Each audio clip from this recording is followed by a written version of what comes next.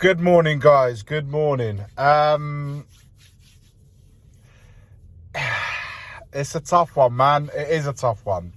And there's no way 1 point out of 15, 5 times taking the lead and not winning the game, because we got a draw at Man City, but all the other ones resulted into there's no shirking that. There's no getting away from that. And Postecoglou said it yesterday. Playing good football isn't enough if there's a lack of conviction. And then when we, go 1-1, there's almost as like an acceptance of fate. But he used the word conviction quite a lot in the post-match, conference after the match. Lack of conviction when it goes to that final part of concluding our attacking play. Our attacking play yesterday was good. It was like we was dominating. We was playing the football that we wanted to play. We was taking control of the game the way we wanted to control the game. But it's just that final part, the lack of conviction in that final ball, wasn't quite there. Both final thirds. The final third for, the conclusion for our attacking play, and the final third when it came to defending. In key moments of the game, it just seems to just drop. We will do something that completely compromises all the effort and all the work that had been put into the game. Playing good football. And this again, Postecoglou's his words. Playing good football shouldn't be, just about playing good football. You're playing good football to win games. It gives you the best way of winning matches. But like our previous manager used to say as well, when you're on top of your opponents, you got to kill them. You got to kill them. And unfortunately, against Aston Villa, albeit there was 2 different matches, Aston Villa, we completely created. So we would not the two. What Aston Villa's game and yesterday's match have in common is the fact that we dominated the first half. The difference is it was a different type of domination. Yesterday was more controlling. We was more in control of the game, but we didn't create as many chances perhaps as we did versus Aston Villa. Aston Villa, we just created chances after chances after chances after chances. We just weren't putting them away. And the 2 games do have in common is that we leave scraps on the floor for them to pick up.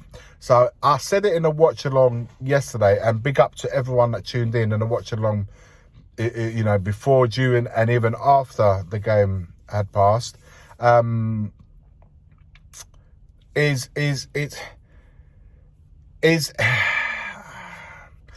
know what? The more I think about that game, it's the more I think about it, it's incredible.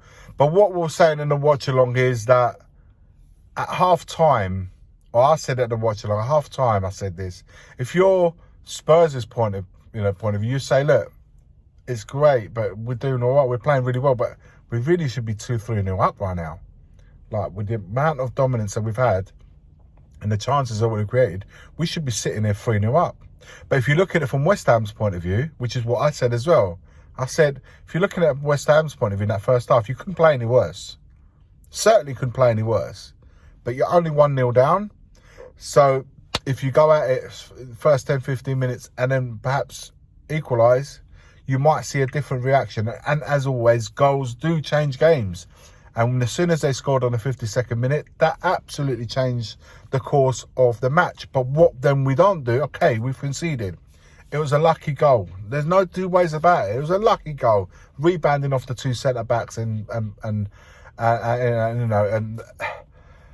Bowen finds himself in front of Vicario to slot it in the back of the net. It happens. Things like that happen. What then followed is that lack of conviction, what Postecoglou is referring to. Like, conviction is like, all right, it's happened. It's done. It can happen in football where you totally deserve to be ahead, but you're not. You go 1-1. All right, it's still plenty of time. The 52nd minute, it's like a 40-plus minute of match still to go on. But the more it was going on, the more it seemed that, yes, we were still very much in large parts of that game, still in control. But never got that feeling that we was gonna convert those into goals. And ultimately, then the moment they went 2-1 up, and even then, that's a 7. You know, it wasn't that late of a goal where you didn't have enough time to go and get an equaliser. The feeling still was there that we wasn't going to score, and that's what I found quite dejecting. That the lack of conviction when it comes to converting these chances, and it seems to me that the game just kind of runs away from us. It's a shame. It's a shame because we are playing good football. We are playing, but you know that's a big part. But conviction, being strong, killing teams off is a big part of football. That when you're on top, you've got to then put them to bed. And in all these matches that there's been, that has been a real big feature of it. And partly as well, man, like we are really giving away goals for fun. Like Bissouma, you know, against Man City, where he could have played a pass out to the left backs, turns round and goes back into traffic between 3 players. They nick the ball, break. Grealish goes and scores to make it 3-2 at a vital point, a really key moment of the game, with the game at 2-2, and we was playing well as well there. Aston Villa were absolutely dominated. 1 free kick, bang, they're banging, you know, they're back into the game 1-1. Shortly after the second half, they go 2-1 up. And that is, you know, one of the best half performances I saw Spurs play. How the hell have we gone 2-1 up after the break is beyond me. And then yesterday, listen, what do you want to say to the boys in terms of dominating the play? But then again, it's all good and well. And statistics is fantastic. You know, stats were all in our favour. But fundamentally, when all is said and done, the only statistic is here, top left-hand corner of your screen. That's the most important stat at the end of the game, the scoreline. And, you know, like I said, there's no shirking away. 1 point of 15 is clearly not good enough, which is why it was so important for us to try and win a big game. London derby is still a game. It's still a really big game at home in front of our fans, which it wasn't great. Now we've got another one to follow at Newcastle at home. With them losing 3-0 away to Everton, they're gonna want to come and get some points as well, which should make it an open game, end-to-end stuff. It'll be exciting for the neutrals, but it's such a bitter video to be doing, to discussing this. It's it's not a great one, guys, I'll be honest with you. But having said that, man, I'm fully behind. Like, I want to make it clear, I am fully behind the manager. I haven't seen a game where he's played a massive hand in us not getting a result. You know, decision making from players are killing us at the moment, especially when defensive errors, not putting the chances away. How much can a manager really do about things like that?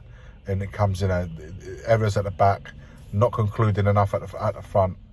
He's setting us up in every game to play and win, and there's no two ways about that. So in terms of the manager, I'm fully behind that, but it's also inevitable to say that we need to bring a couple of 2-3 players in come January to really galvanise us and recover those important players, Van der Ven and Maddison, as quickly as possible come the new year. Guys, we'll speak in the next few days. As always, forever always, don't forget to smash the like and subscribe to the channel. And as always, forever always, just come on, you Spurs.